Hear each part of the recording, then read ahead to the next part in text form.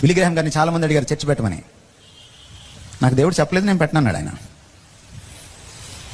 50-60 సంవత్సరాలు కేవలం స్వార్థికుడిగా జీవించి సువార్త మాత్రమే చెప్పి చచ్చిపోయాడు ఆయన. మొన్న నేను యూఎస్ వెళ్ళినప్పుడు ఆయన ఇంటికి వెళ్తే ఎంత చిన్న ఇల్లు అది. నిన్నగాక మొన్న రాలేదు మన సేవకులు, బిఎండబ్ల్యూలో తిరుగుతున్నారు, ప్యాలెస్ల్లో ఉంటున్నారు.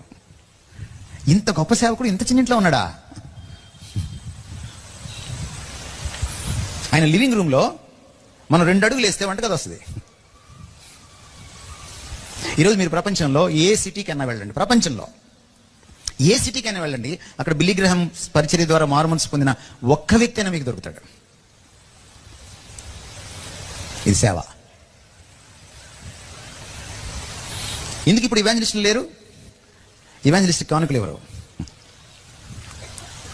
ఎందుకు ఇప్పుడు దేశ సంచారం చేస్తూ ప్రసంగాలు చేసే ప్రీచర్లు లేరు? వాళ్ళకి కానుకలు ఎవరు? ఎందుకు ఇప్పుడు అందరూ పాస్టర్లు అయిపోయారు? ఎందుకంటే చర్చ్ ఉంటుంది, గొర్రెలు ఉంటాయి, కానుకలు ఉంటాయి, గొర్రెలు బొచ్చి కత్తిరించుకొని మనం వ్యాపారం చేయొచ్చు. అదేమిటో కానీ ఎవరిని సేవకు పిలిచినా వాళ్ళు సంఘమే పెడతారు, ఇంకేం బెటరు. ఎఫెసీ పత్రికలో ఏముంది? పరిచర్య ధర్మము జరుగుటకు కాపరులను మాత్రమే పిలిచిననుందా? ఉందా? లేదు కదా. సంఘాలన్నీ ఇలాగే ఉన్నాయి నేను చెప్పట్లా, కానీ 180 సంఘాలు ఇలాగే ఉన్నాయి. ఇది వాస్తవం.